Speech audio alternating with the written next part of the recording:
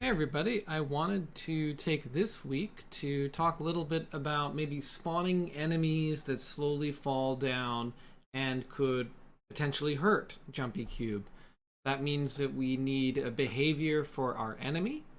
That means that we need to have some collidable behaviors.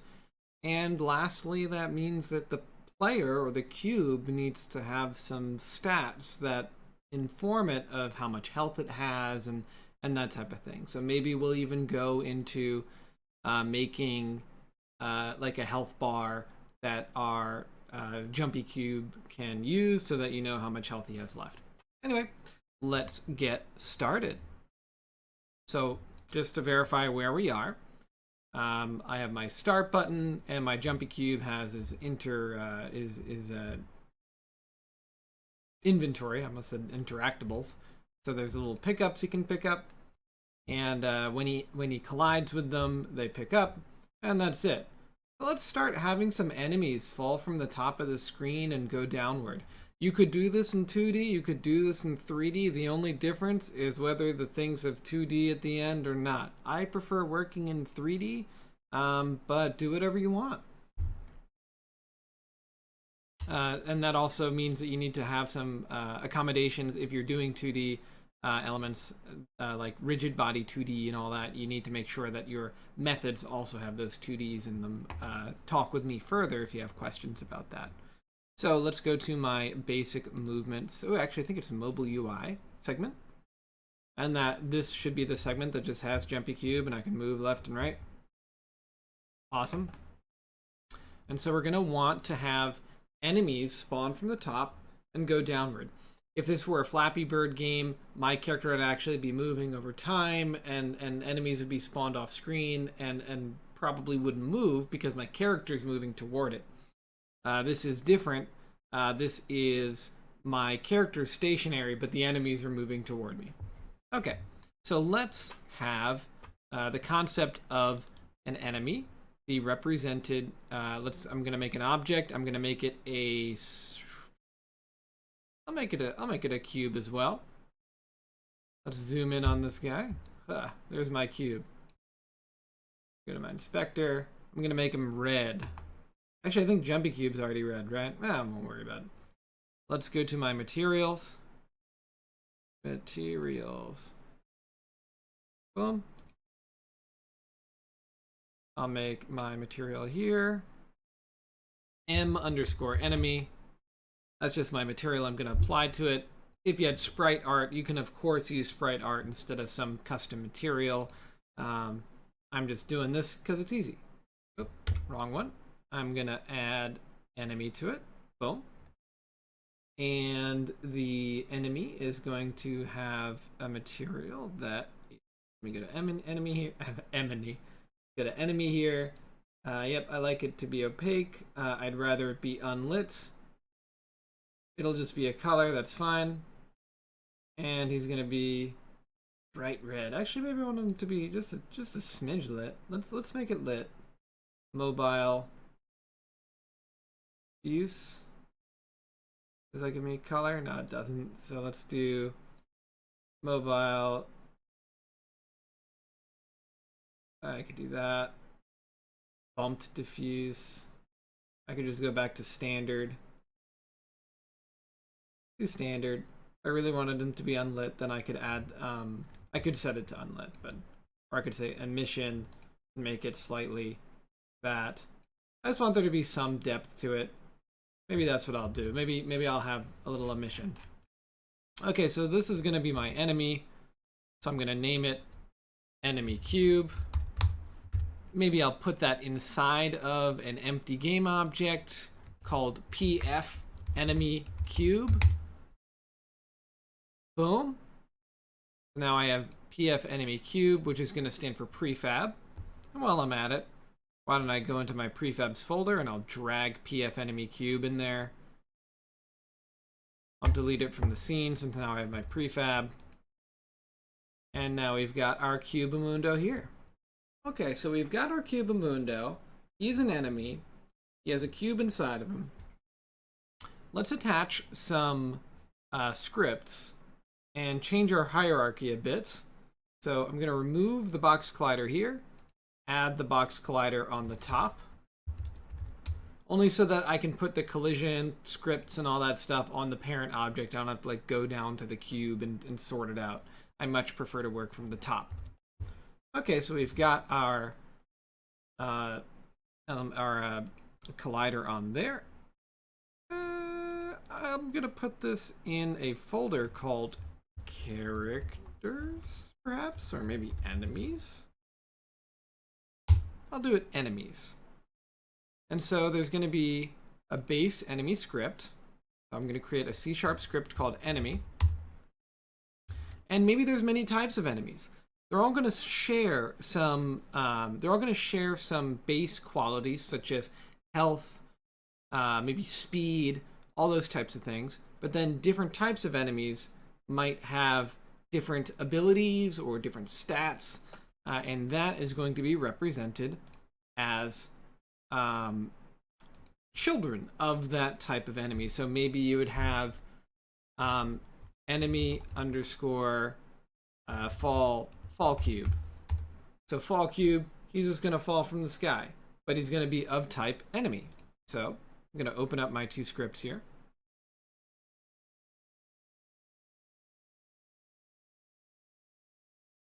And I cannot stress enough that this is inheritance, and it's very useful for programming in Unity, and, well, really in anything. Enemy fall cube, he's going to be of type enemy.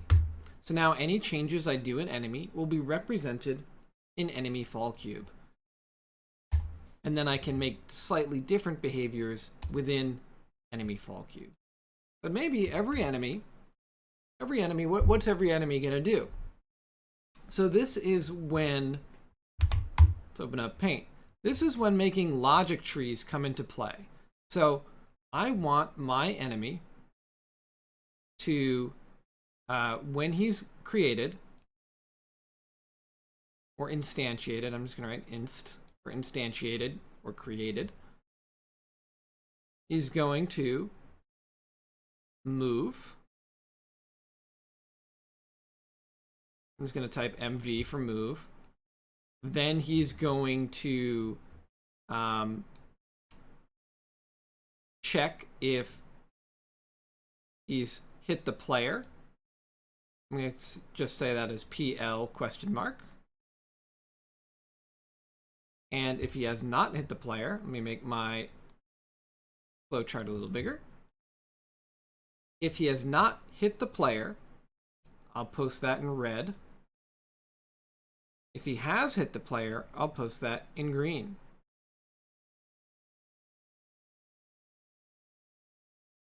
If he has hit the player, then he's going to hurt the player.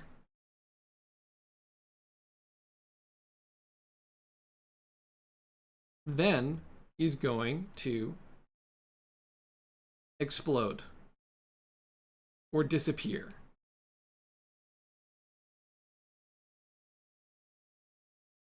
So the player is going to take some damage, hurt PL. And then the enemy is going to explode. Otherwise, if he did not hit the player, so I'll just write hit up there so I remember. Did he hit the player? Why did I commit to why did I commit to MS Paint? Then he's going to do a second check. Am I off the screen? Because that means that he's fallen below a certain point. I'm just going to write off SCN for off screen. If he is off the screen, then he's also going to die. He's going to explode. If he is not yet off the screen, then he's going to keep moving. When I say move, I mean drop down the screen at some speed toward the ground and where the player is. When I say hit player, I mean has collider of enemy hit the collider of the player. This you could call pseudocode in a visual sense. I usually call this a logic tree. It's very useful to work with. And I recommend that whenever you're trying to make a behavior, you put it down in words, you put it down in a graph before you act on it, so you can make sure that things make sense. So another concept we can have is health. So perhaps I could also have, I should probably just use a diamond, right? Somewhere, some enemies, not this one in particular, this one I don't have attacks that the player can do, but the enemy maybe has some type of health system, just like player might have health.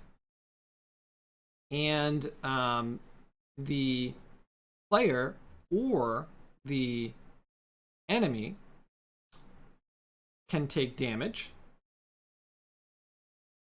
Actually, well, I'll say damage up here. DMG. Wow, writing with a mouse is an insult. So he takes damage, and then I'll say dead. Let's pretend that is an E. Dead? Question mark. If he's dead, then also explode. If he's not dead, then continue where he was going.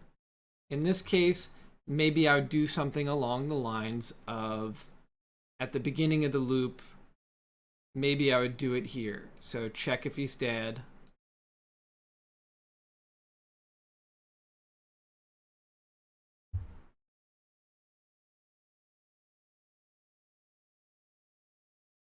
Actually, so this can happen at any time. It can take damage at any time. The player could hit him at some point. So this is going to be what I call the update loop, something that happens every frame. I'm just going to say UPD for update. But this, you know, we don't know when it's going to happen. It could happen at any time. So I usually put like a little clock or something, like something that, you know, I don't know when it's going to happen, but it could happen. So at some point, the update loop, I'm going to draw it like this just so it's more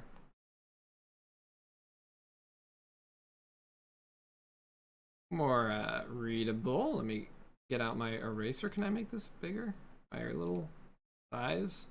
Boom. So I have my update loop. And then at some point, I'm going to take damage. I don't know when, but it's going to happen.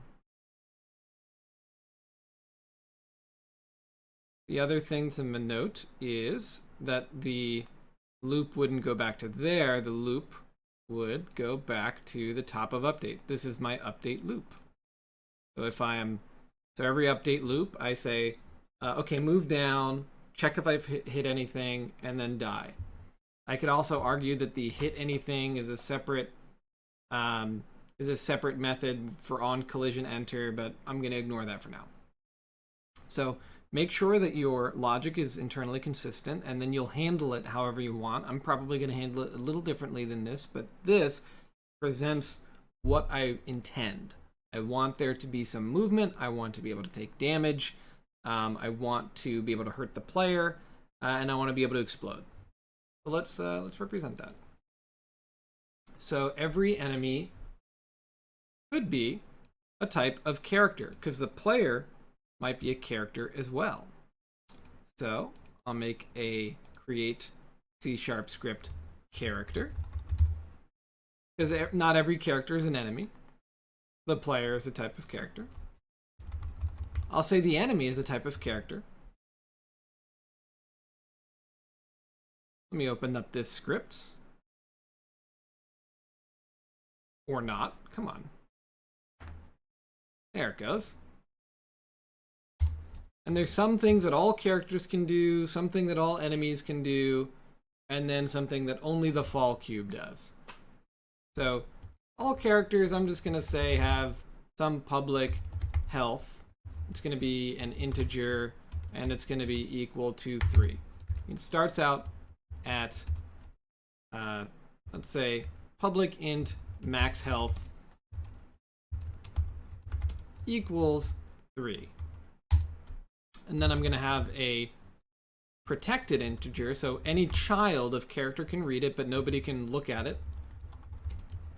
Current health. And that's going to be the same thing, but that's the one that goes down. But if I ever heal, if something can heal me, then I know that I can't go beyond my max health. Let's see, what else? Every character, perhaps, can public void take damage. I don't know what that's going to be. Every character can public void move. Oh, hey. Oh, that was weird. Why did it do that weird autocomplete? Whatever. Thanks, Visual Studios. Every character can move. And what else? Every character can die. And every character can... Maybe I'd want to do some type of initialize, where I set up something, maybe set some sprites. I don't need it yet, so I'm not going to use it. I have no use for it yet. And each of these methods can be overridden by its children to do something else. The fall cube is going to move straight downward. So those types of things are going to be important to have. And by the way, when we take damage, int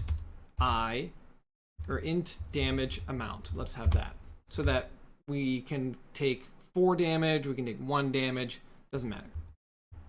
Okay, so when I was saying that each type of enemy or character in general can move in different ways or can die in different ways, it'll be useful to have these as virtual methods, which we've worked with a little bit before. Like with the panels. I think with the UI panels, we made some virtual behaviors. And what virtual does is allow us to override the methods in children so they can do things in different ways. So movement is the most obvious. Everything might move in different ways. A character on its own might not do nothing. Okay. Let's have our void update loop, which is always going to be there. If current health is less than or equal to 0, then I'm dead. I'm going to say die. Die. Else,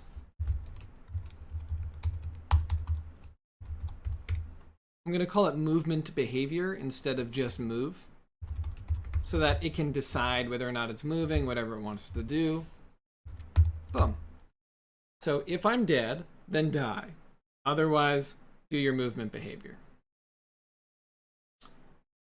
So die, I imagine it would say destroy game object. So when I exist, kill me. Or when I exist and I'm dead, kill me. So die and take damage.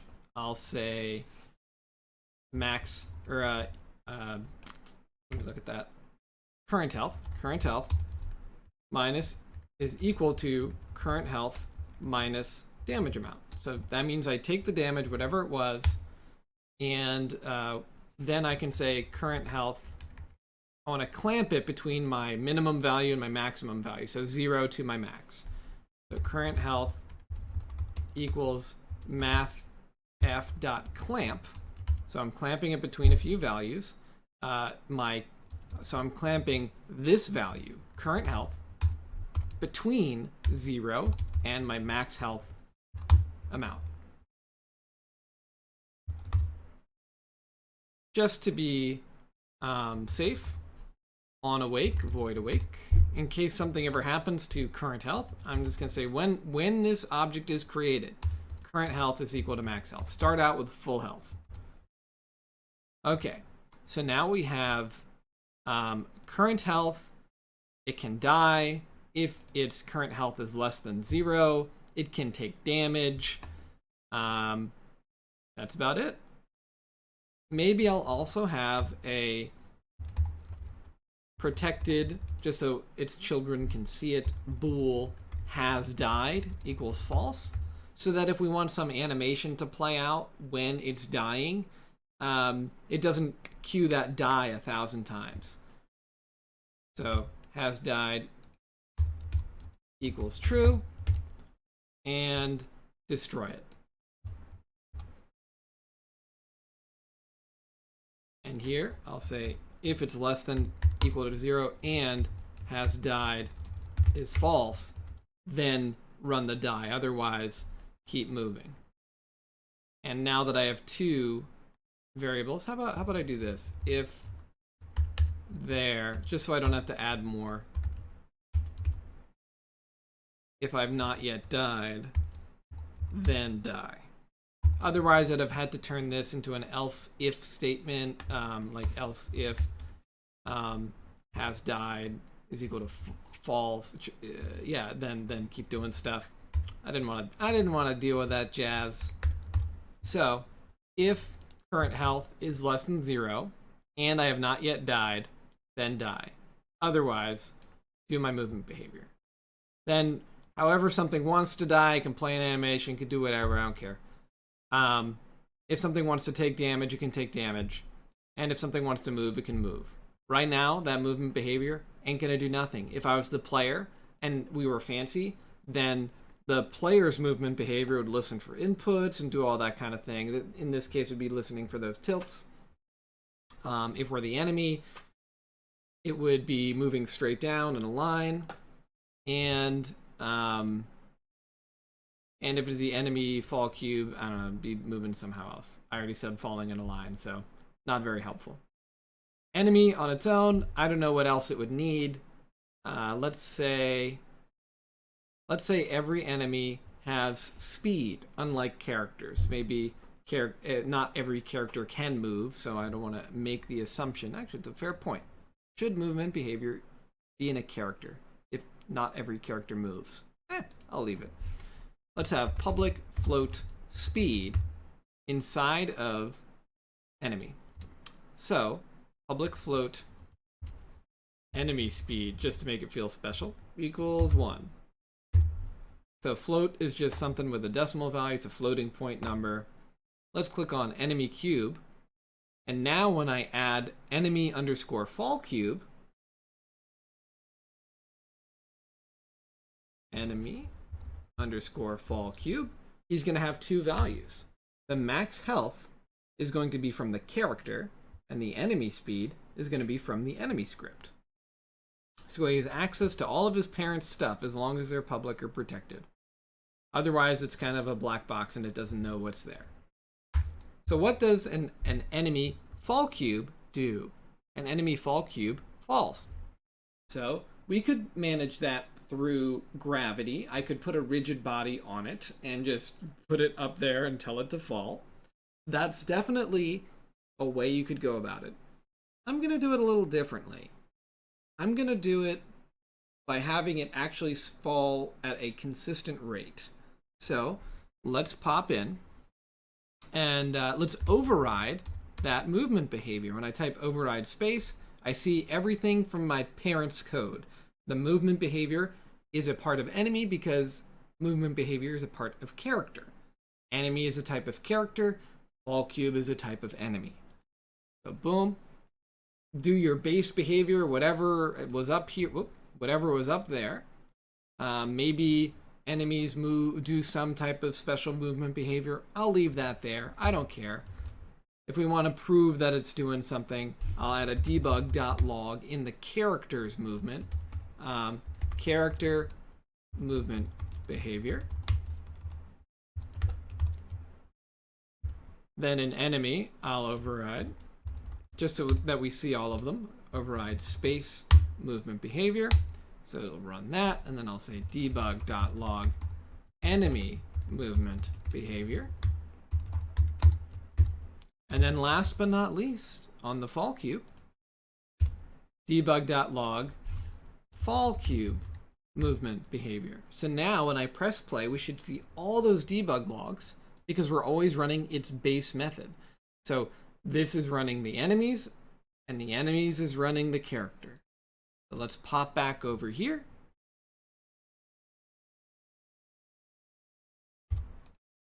Can't wait to add stupid little animations on it. He's gonna be so mad. Like, oh, I'm gonna add like little angry eyes. Oh, that'll be cute. Okay, so prefabs pf enemy cube. I'm gonna drag that into my scene. I'm just gonna put it here. Doesn't matter where it is because I just want to look at the console log and see when I press play, do I see all three of those messages? Character movement behavior, enemy movement behavior, fall cube movement behavior. Cool, so we see it all going up the line. Now I obviously don't want to spam my own code, so I'm going to get rid of those debug logs because I am satisfied that my inheritance is set up properly and everything's good to go. So boom. And boom. And fall cube can keep it. Boom. And boom. Okay, so now fall cube. What does fall cube do? He moves downward, and over time, he can move off the screen. So let's think about this.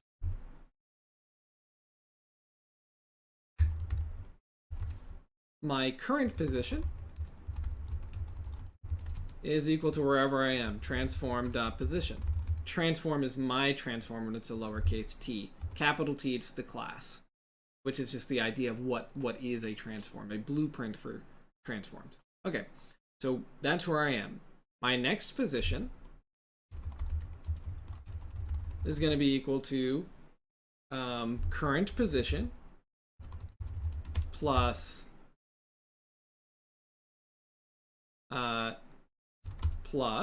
something, and that something is going to be some direction multiplied by my speed multiplied by time. So every fall cube has a fall direction. Fall direction. Let's call it public vector3 fall direction equals vector3.down to start with. By default, they all fall downward. So next position, current position, plus my fall direction multiplied by my speed, which is defined in enemy right here, multiplied by the change in time, my frame rate. That way, when I pause my game, my delta time or the frame rate becomes 0, and I can know that my character won't get hit off screen. That's less of a... Actually, I think rigid body physics also use delta time, so I think you'd be fine with that too, if you did go for the just use gravity. But since I'm doing this way, the fall direction could be left, right, up, down, doesn't matter. I can make it come from all directions. So, okay, so I have my vector3.down as my fall direction, and when I start, he's going to fall straight downward. Let's see if that works. I'm going to take my cube. I'll put him at 0, 0, 0. I'm a dumb boy, and I apparently didn't make this scene from 0. Yes, I did. If I move him X and Y, do I see it? Oh, yeah, there it is. I don't know why I'm so blind. So I'm going to start it up here, and let's just watch him fall, because our script should work.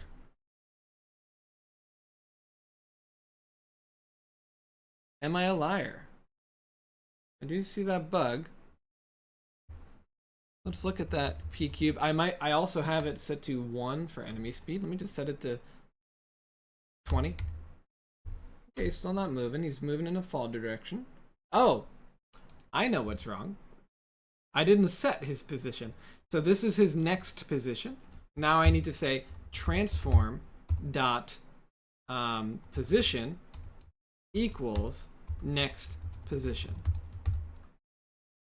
Boom. So now when I press play, he'll move. He'll move at a rate of 1 unit per second, or whatever my math turned out to be. So he passes through, and he just keeps going.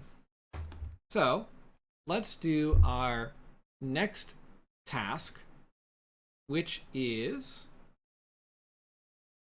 let me check on that prefab cube.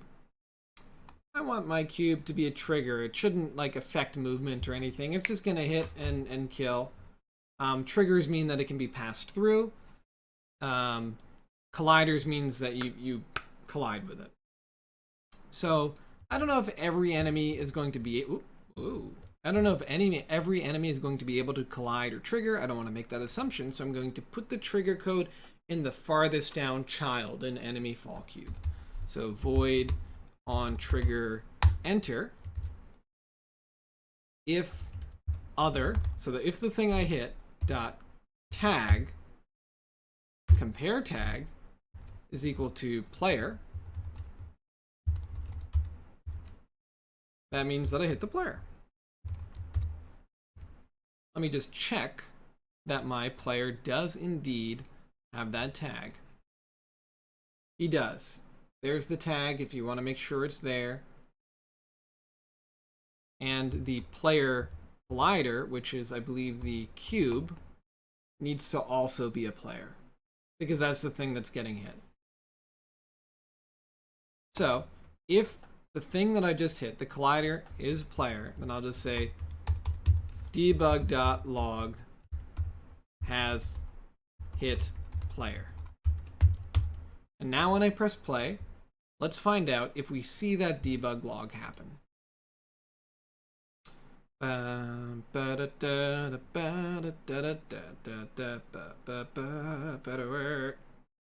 Nope.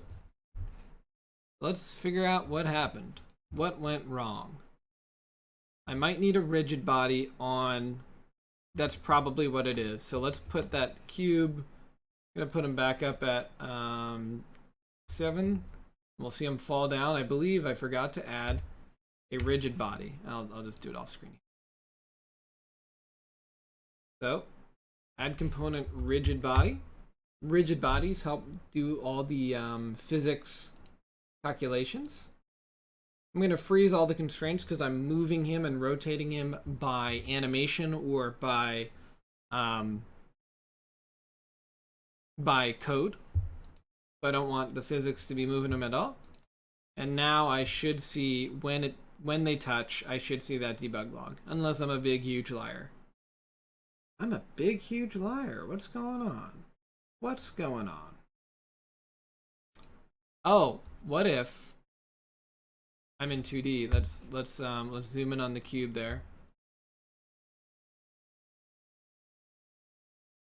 Oh, see, that's what's happening. I'm on a 2D screen, and this guy's depth. Where are you? So 0, 0. He's at 0, 0, 0. PF cube. Isn't that crazy? Player cube root. Oh, interesting. Okay. Player cube root is moved forward. So I need to move my other stuff forward. I should probably have everything zeroed out.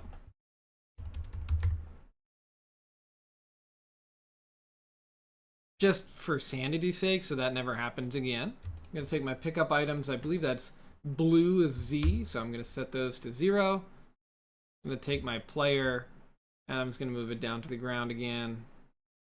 Down to the ground again. Maybe I'll even perfect that. So -2 and -2. You don't have to do this if you were sane and you set this up right in the first place. All right, everything still looks okay. Let me press play. All right, all right, all right. So now let's see. I saw that debug log there, has hit player. So that's one problem of working in 2D is if you don't use 2D colliders, like what I could have, that is the benefit of using 2D colliders. If you're gonna be making a 2D game like what I've done here, is 2D colliders don't have depth, so that would never happen to you. I, on the other hand, am a foolish, foolish man. But I want to go back to. Let me look at that cube again. Looking at the cube again. So I want to go back to my enemy cube, and I want to remove that rigid body because I believe I shouldn't need it because there's a rigid body on the player already. Cool. Why make things more complicated than they need to be? Simple. Okay, so the enemy, he falls, he knows when he hits the player, and so now he could do different things, such as hurt the player, part 1.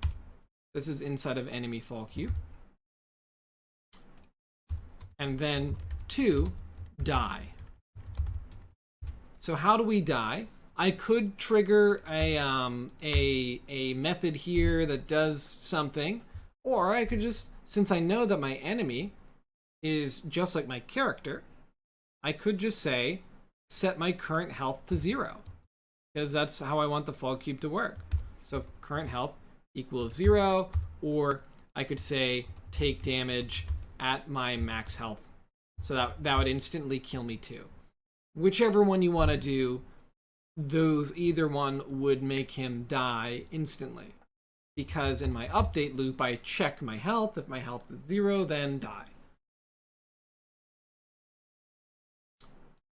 I guess another thing I'd want to do is if has died is equal to true. Forgot to wrap it in an if when I said if. Then return. So if I already died, don't do anything with the player. I'm dead, I'm doing my animation, whatever it is I'm doing, I'm going to do it. But if I haven't yet died, then continue and check if it's the player, check if I should take damage, check if I should kill it, all that type of thing. So now when I press play, the moment it touches the player,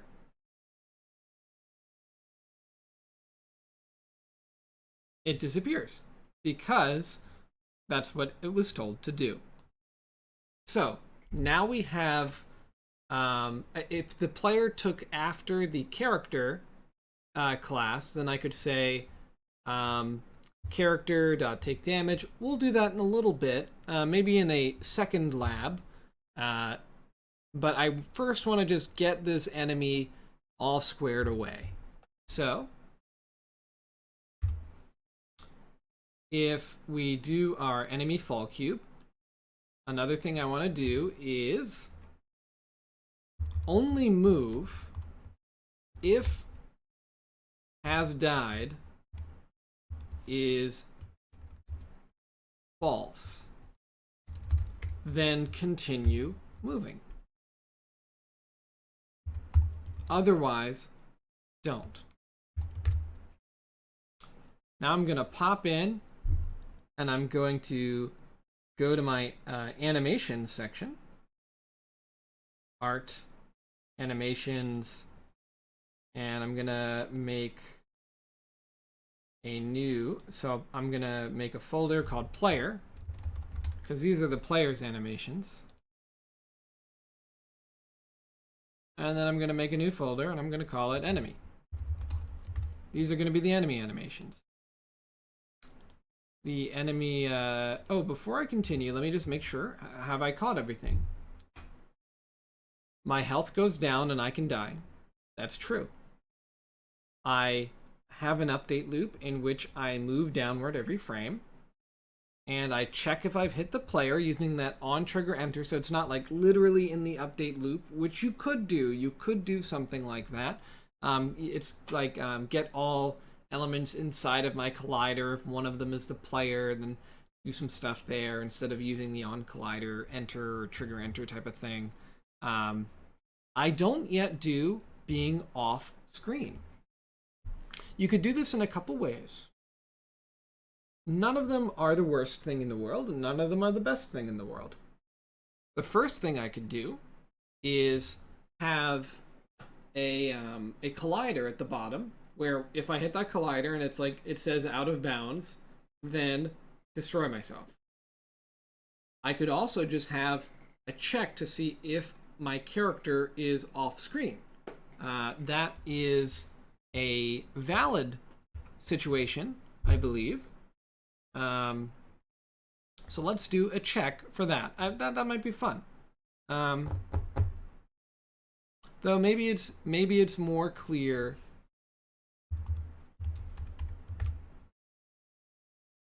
I could get my screen space position based on the camera and say if my screen space position is negative on the Y, which means that I'm off screen, then die. I think if you're anywhere on the screen, just like with UI elements when you're placing them, I think it's like if you're here it's 0, if you're here it's 1, and then if you're above there it's like 1.1. If you're below here, it's like negative 0.5, and then that would mean that you've gone off screen and should have died.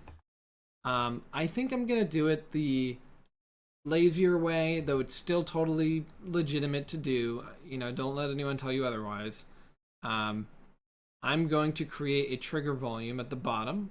It doesn't need to really look like anything, so I'm gonna make it an empty volume. I'm gonna call it off enemy out of bounds. So the problem with this method would be if the enemy can go in different directions, then I'd need to make bounds on all my sides and do stuff like that, and that might be annoying. All I need is a box collider. Boom. So I want the box collider to be perfectly off screen. While I'm here, I'm going to throw a cube inside of it just so it's easier to visualize, so I know if I have it in the right spot, because I don't want it to be on screen at all. Because when the cube disappears, I don't want it to look like it popped. I want it to look like it's gone. So let's get ready to rumble. Okay, so let's start off at 0, 0, 0, and that should be right where the, yep, right there. And I want it to be down there, so somewhere around here. I'm going to keep going to negative. Let me move it up a little bit, just see where the edge is. Okay, so like -4 is at the bottom there. I want it to be, I don't know, let's do -7, so that is well off the screen before my character is told to disappear. That way, depending on your phone screen size or whatever, it can handle it. Okay, and then I need it to be really wide. So I'm going to make my Y size. I usually like going by the size. And it's going to be by the R. So that is red is X, RGB, XYZ. So 10. Okay, that should catch anything that ever falls. I'm happy with that. I can delete that cube now that's inside of it because I was only using it for visualization's sake. And I'll give myself a tag of bounds. I don't know. So now I can check bounds if, and so I hit that add tag to add the word bounds. So now if I hit something and its tag is out of bounds, then I know I should die. So let's go to movement behavior. Okay, so enemy. If it was player, then do stuff. Else, if it is bounds, and I don't need to hurt the player because there's nothing to hurt. I just went out of bounds. I just want to die. Boom.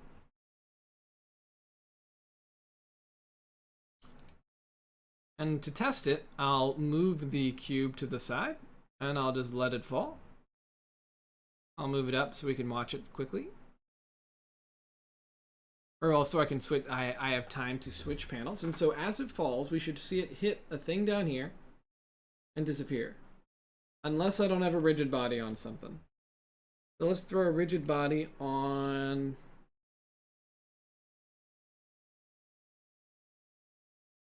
On the cube. It might be more useful to be on the cube. I'm going to go over to PF enemy cube. I'm going to add that rigid body. Make it not affected by gravity. Freeze my transformations. And now one should be able to hit the other, I believe. If that's not the case, it means I need to have the rigid body on the other thing. Oh, what's going on? Oh, it disappeared, so that means I was right. Okay, cool. So now my cube was able to hit the player and hit the out of bounds, so it'll disappear and never calculate it again, and we're all good, hunky-dory. All right, so that gets you to having an enemy that falls and can hit the player, and can also know when it's out of bounds and destroy itself. I think what I want to do next, before I do those animations, is have that enemy spawn.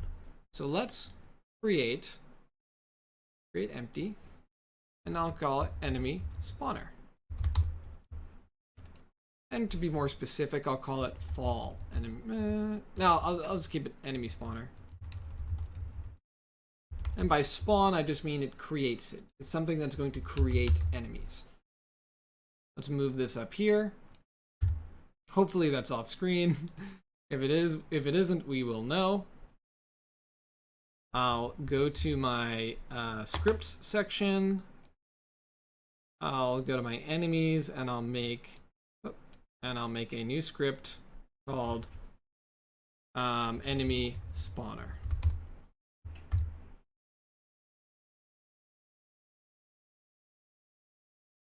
So here I'll have it do void update. So along some update loop, it's going to over time spawn enemies and place them down. And maybe it'll be a good opportunity to actually define what we want that to look like. We're going to spawn some enemies. So over time, this is our enemy spawner. Enemy spawner. How does that enemy spawner work? That enemy spawner is going to have an update loop where every frame he's going to do something.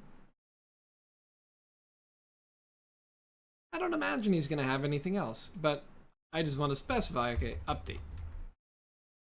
On update. And update to loop. So usually I like to draw a little like recycle thing, because that means it's going to happen again and again and again. Okay, so on his update loop, he's going to... Sorry about that, we are back. So the enemy spawner is going to do something over time, and as the enemy spawner waits, it can ask the question, should spawn? Spawn? Should spawn. Perfect. Let me turn that into a diamond. To kill me. So if I should spawn, let me just type it out. Should spawn. Then there's a true or a false. I got my true or my false. False will be in red, true will be in green. Then I am going to, gosh dang it, spawn enemy.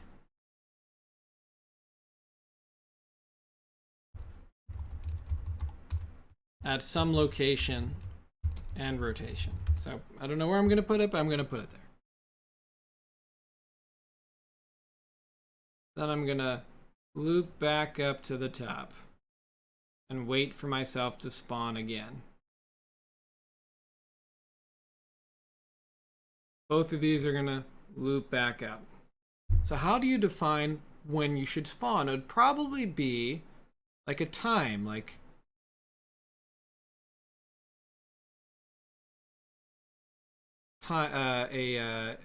spawn timer. So I'll just say timer, and maybe it'll be somewhere between 2 and 5 seconds. And maybe you would also want to know, I don't know if I'm going to do this today, but maybe you'd also want to know how many enemies you currently have on the screen, so max enemies. And maybe that would be like 3. So if there's more than 3 enemies on the screen, don't spawn. It's too crazy. And make sure you're spawning something from every 2 to 5 seconds. And so should spawn would check these 2 values and return a true or false back if any of those criteria have been passed. So now that I have that flowchart, let's do it. I know that I'm going to have a float last spawn time and a float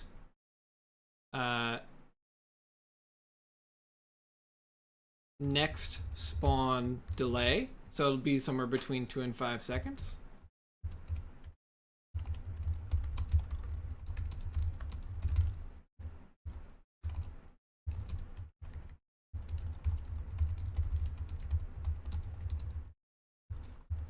And what else? We would also have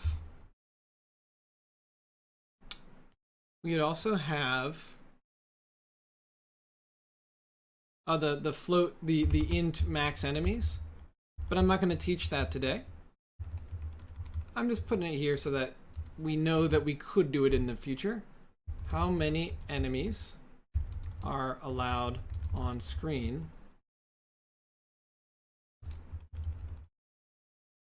How many enemies are permitted at max? Won't spawn if at or above this value. Okay, and so now we can throw in our logic. I wrote should spawn as a question, so I'll make it a method. Public or void. Oh, why am I brain farting? Bool should spawn.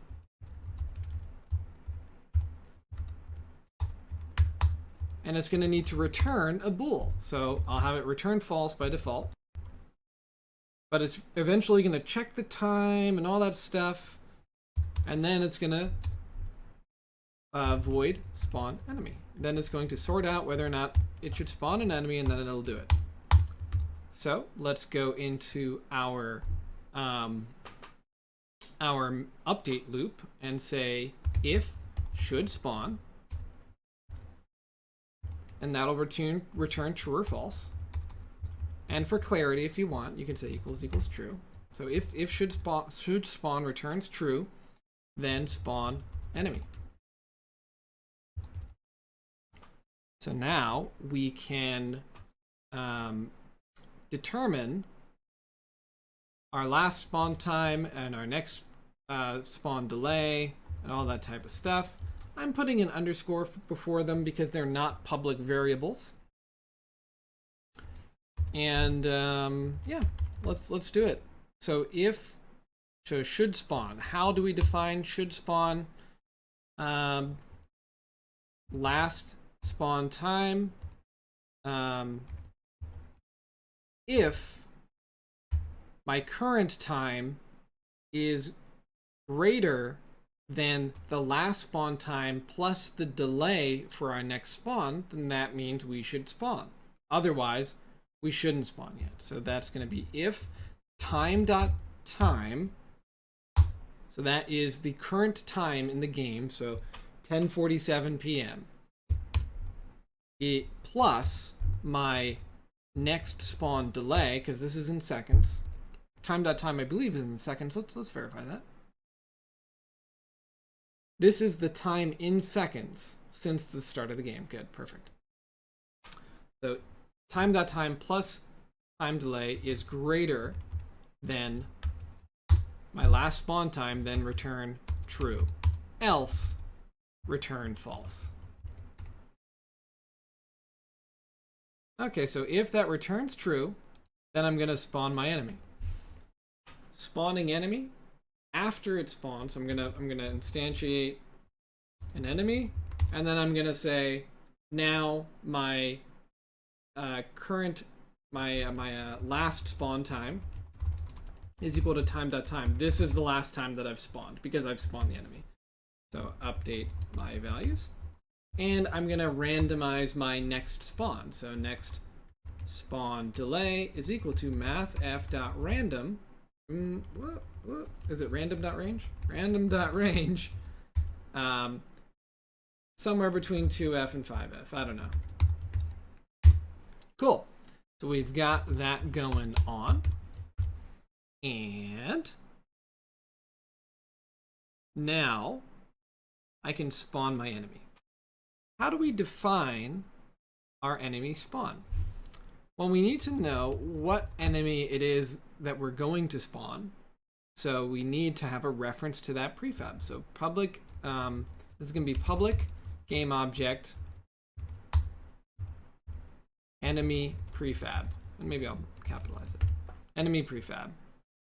Now if I go to my enemy spawner in the scene, he should have an empty slot. Oh, if I added the script, so enemy spawner, there it is. He has an empty slot for the enemy prefab. And okay, so what is that prefab? Let's go to our prefabs folder and put in enemy cube. Boom.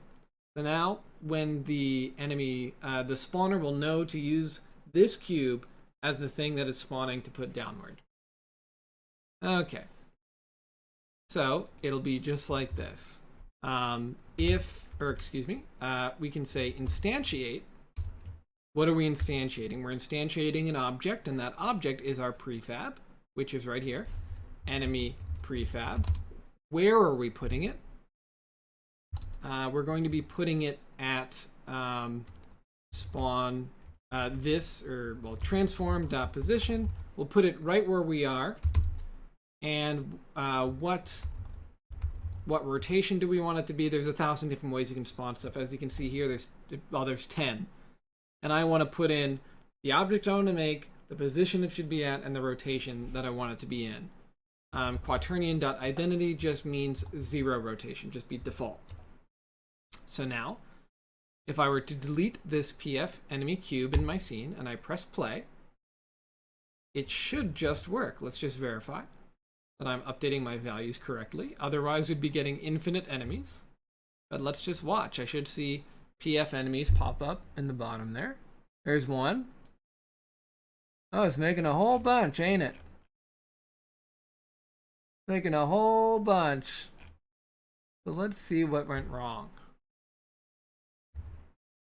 So if should spawn is equal to true, if my current time plus my spawn delay is greater than my last spawn time,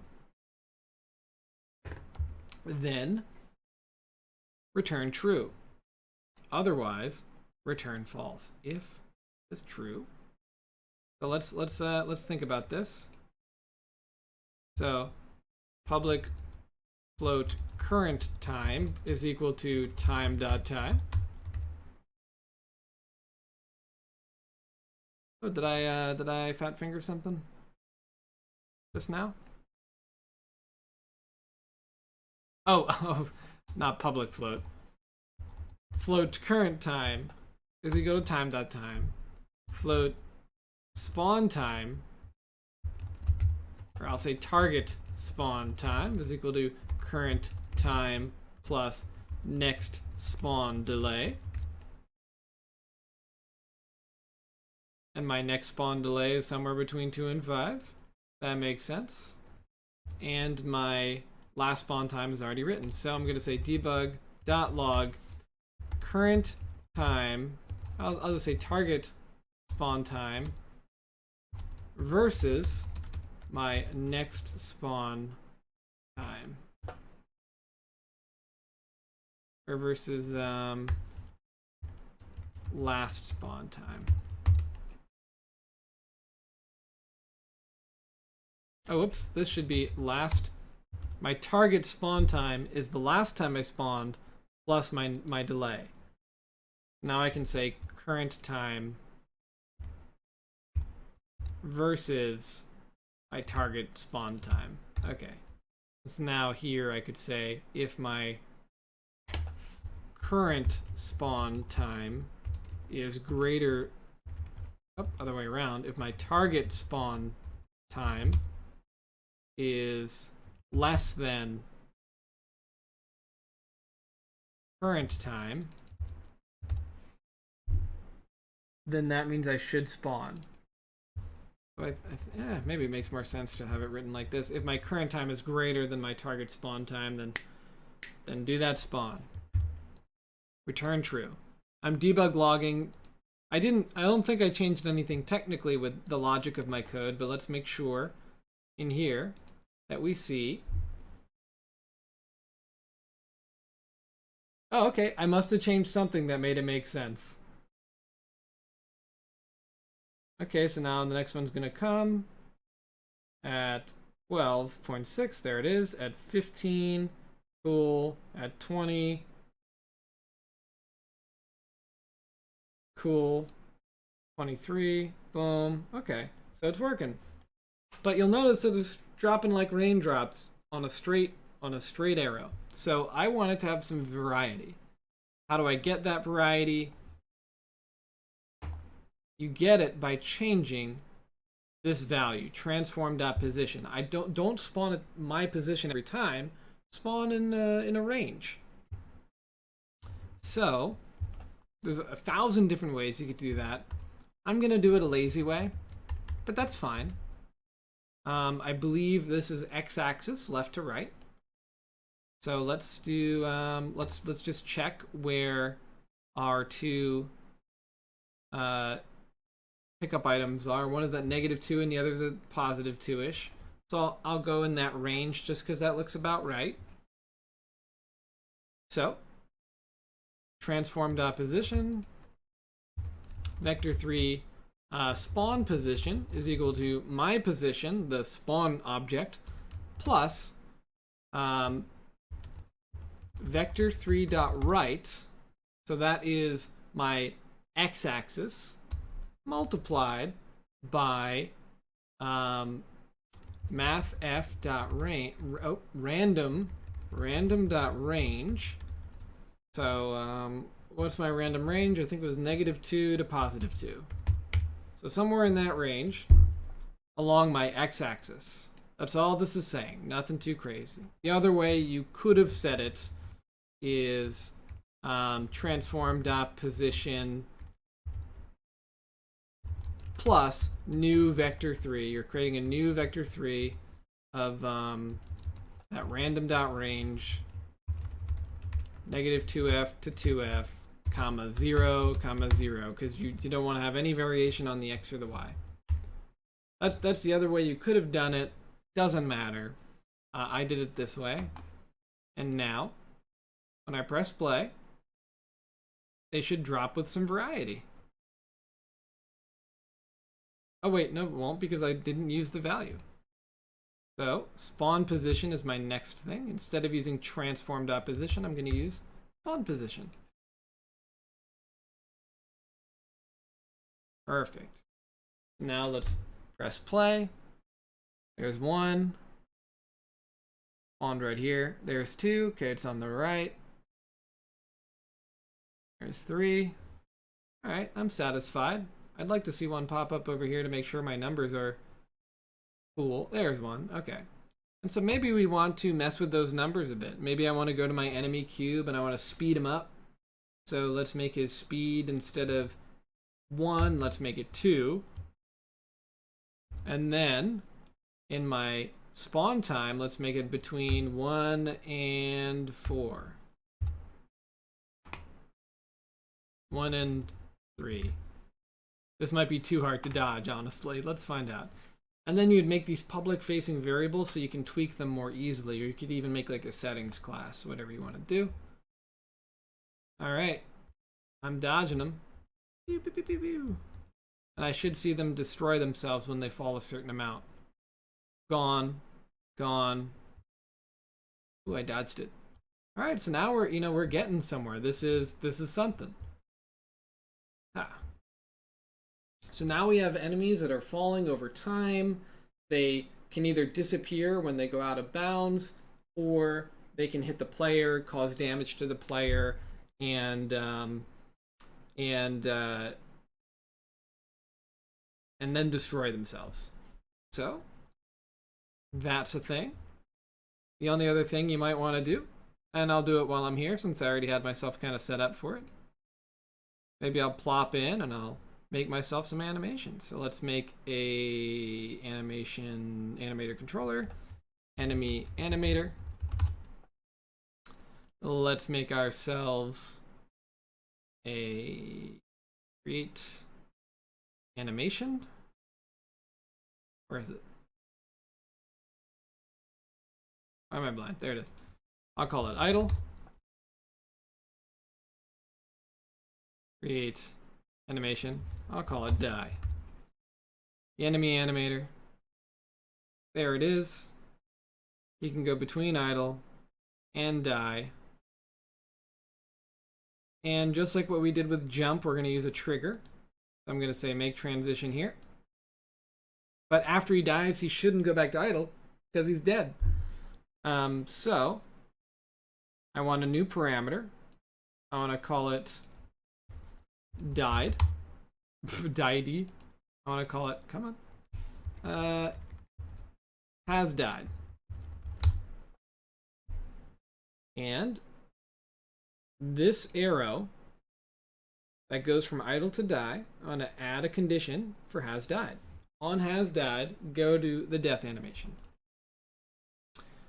My idle animation, if I click on the animation directly, it would probably loop. I don't know what it's going to do.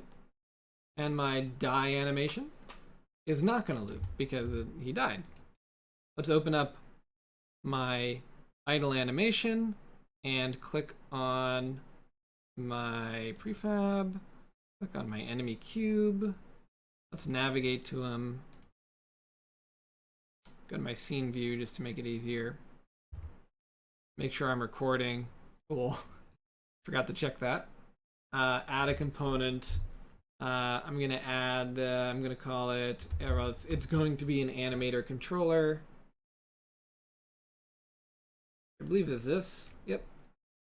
And I put in my enemy animator. Boom. And now I can animate him through messing with these values. So let's add a property. Transform scale. Boom. And this is his idle animation. I'm just gonna have him scale down slightly. 0.8, 0.8, 0.8. And add key. Boom. And I'll press play and see what it looks like. He's just gonna pulsate as he goes downward. He's a bad boy. And die. Oh, excuse me, click on this, then navigate to die. I'm going to hit add property, transform, position, and scale. Actually, I don't want to do position, I want to do rotation and scale. So I'll delete that one when I get there. Boom.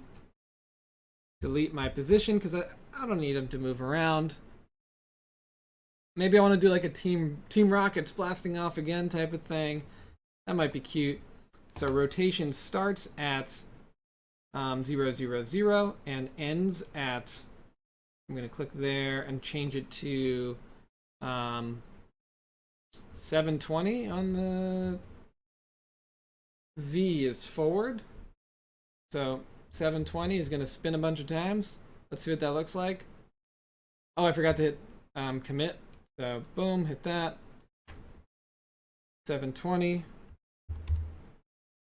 right click, update key. Is that too much? I think it's okay. Maybe 360. Maybe 360 instead. Where it just does one full circle.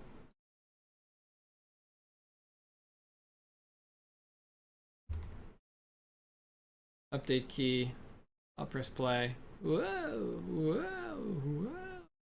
And his scale is gonna go to 0. And he dies. So let's go to update key. Boom. Whoop. Nice. When he dies, he disappears like that. That'll be fun. So let's go back to our script, our animation, where is it at? Scripts. I'm going to, there it is. I didn't have my thing up on the other side. We're going to want a reference to that animator. And not every maybe not every enemy has an animation, so I'll put it in here. Public animator. Animator. Maybe I'll call it enemy animator.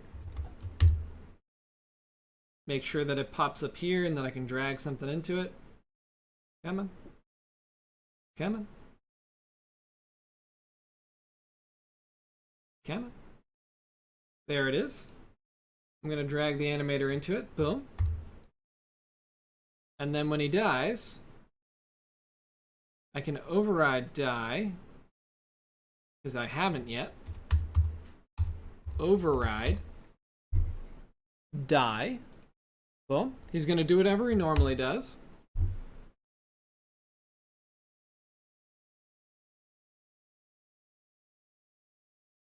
Let's think about this. I don't want him to do what he normally does because he normally destroys himself. I'm going to say enemy animator dot trigger, what's it called? Set trigger has died. I believe that's what I named it. Let's verify that. Has died. Excellent. So now when he hits me, he'll shrink and die. But I want to destroy myself after a couple seconds. So let's look at my base enemy death, which is in character. Go to this definition, boop. Has died is equal to true and destroy. So since I'm not doing my base behavior in my death, that means that he will neither set that to true, nor will he destroy himself. I want to do that, except I want to have a delay. And you can do that by adding a comma to your destroy method and giving yourself some time. I believe my animation was about half a second long. Let's look. Animation die. A little more than half a second, so let's make it after 0.8 seconds, just to be safe. So when a fall cube dies, he doesn't do what his parent does. He does his own thing. He sets his has died to true. He plays some trigger, and then after 0.8 seconds, he will destroy himself. So that's all we're doing here.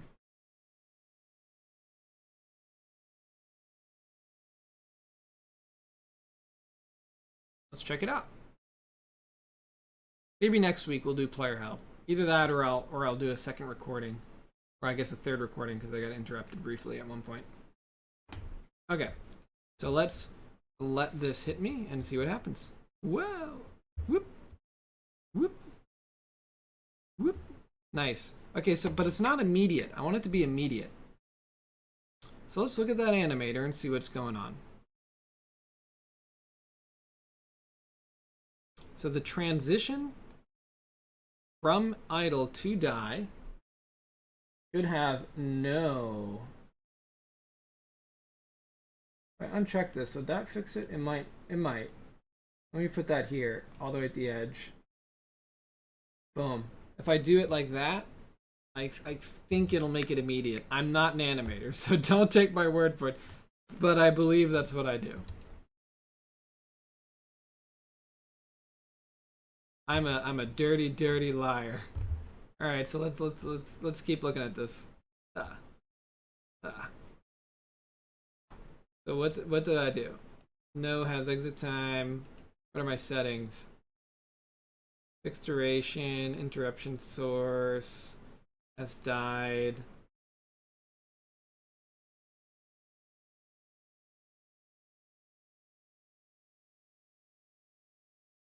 Turn that off. Am I crazy?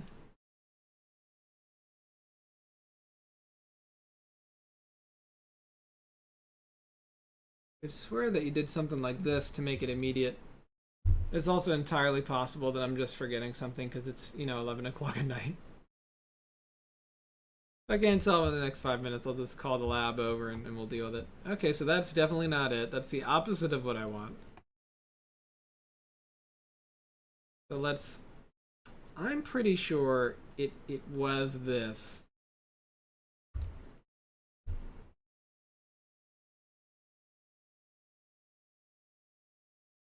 He's playing as...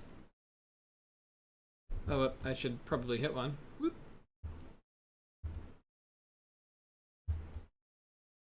Okay, so interesting. So they're not playing that animation immediately. Let's go back here.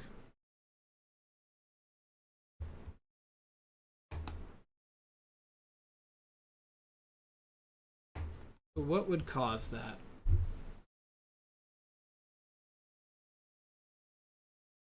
Let's go back here.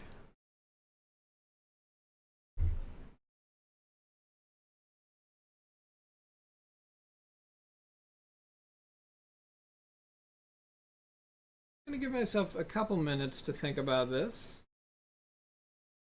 Because maybe I'm crazy. Maybe I'm a crazy boy. Exit time 0. Transition duration should be 0. Cool. Fixed duration. Let me just turn all that stuff off and see what happens. Because I just want it to happen right away.